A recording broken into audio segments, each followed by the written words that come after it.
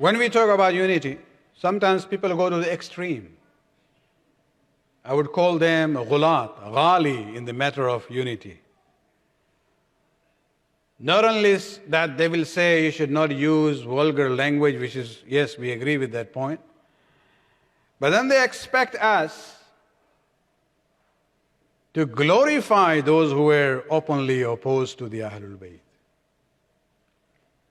And this cannot happen. In your heart there is place only for one. If you have Allah, you have Allah. You can't have a but. You can't have an idol. If you have Ali, you cannot have somebody else there with Ali. And this is where we have to be very clear about it. Yes, unity is fine, but not at the expense of expecting us to glorify those who were, opposed to the Ahlul Bayt.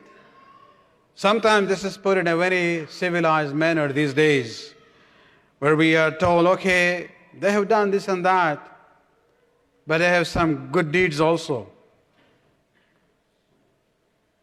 And it's put in a very academic form, very eloquent way.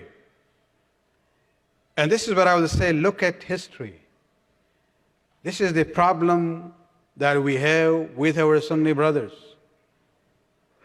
That you would like to, keep the two together who cannot be together. It doesn't work.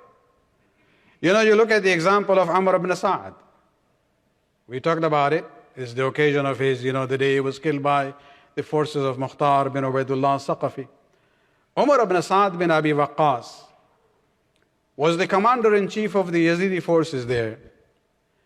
But look at the historians of the Sunni world, the scholars of Hadith. Because Umar ibn Sa'd had heard a hadith of Rasulullah from his father and from some other companions of Rasulullah. So he is known as a Rawi, a narrator of Hadith. In the books which deals with the narrators of Hadith, it's called Ilm al-Rijal. It's a part of, Ilm al-Hadith, the science of Hadith. You also study about the background and the character of the narrators. And based on their background and character, you classify the Hadith that they are narrating, whether it's acceptable or not. If somebody is a liar, you wouldn't accept his Hadith. So look at this example of Umar ibn Sa'd. His father was a Sahabi. He met some of the companions of Rasulullah, and so he has, narrated some hadiths from Rasulullah through his father and some others. And so now he's being discussed. What do they talk about him? In one line. They say, Huwa tabi'iyun. He is not from the Sahaba, but he is from Tabi'i. Tabi'i means the disciples of the companions of Rasulullah. So they came a generation afterwards. So they say, Umar ibn Sa'd was Tabi'iyun siqa. Siqa means trustworthy person. Bharose wala aadmi hai. Huwa tabi'iyun siqa wa huwa alladhi qatala al-Husayn. In the same line they are saying he is a tabi'i, disciple of the companions of the Prophet. He is trustworthy and he is the one who killed Hussein. We cannot put these two things together. Sorry with my, Sunni brothers. We don't agree with that. On the one hand, you are saying that he is the one who is responsible for killing Hussein. On the other hand, on the same sentence, you are saying he is trustworthy.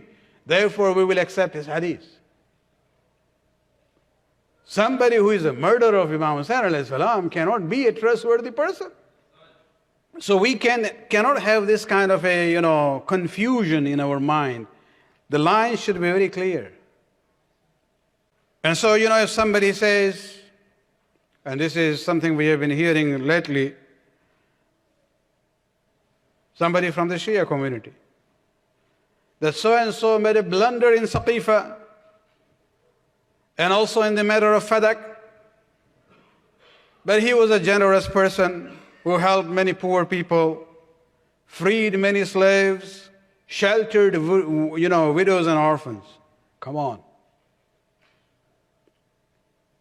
Just because he gave donation, he's fine. He took away the right of Ali ibn Abi Talib. You don't care about it? You're putting that equal to few dollars you spend in charity? As if giving in charity, is a kafara for that great sin of taking away the right of Ali ibn Abi Talib? Or taking away the right of Fadak from Fatima to Zahra salawatullah alayha? This is where we cannot put these two things together. And this is the meaning of bara'at. You have to have a very clear understanding. Who was what. Otherwise, you will have confusion or dilution in your faith. Salawat pradhe ek baar aur.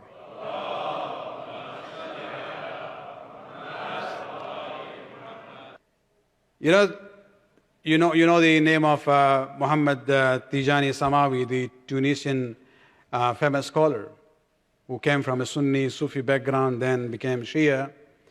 He has a story, an anecdote. He says there was a person sitting by the grave of Hujr bin Adi, the friend of Ali and the companion of Rasulullah.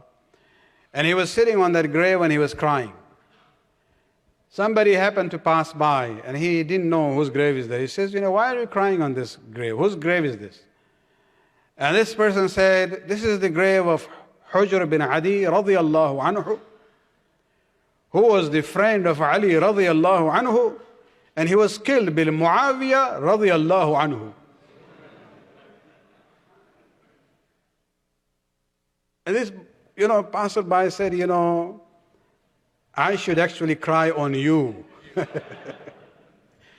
That in your same one breath, you are talking about the maqtul, the one who was killed, and the one who killed him. And for both you are saying, radiyallahu anhu, that may Allah be pleased with them. We don't believe in that logic, because it is not logical. So somebody who, for example, killed Imam Hussain alayhi salam, whatever good deeds that he had done, we cannot say he's okay, and he is siqa, and we'll accept, his hadith. No. We don't think in that way. And this is the complaint that we have with our Sunni, community.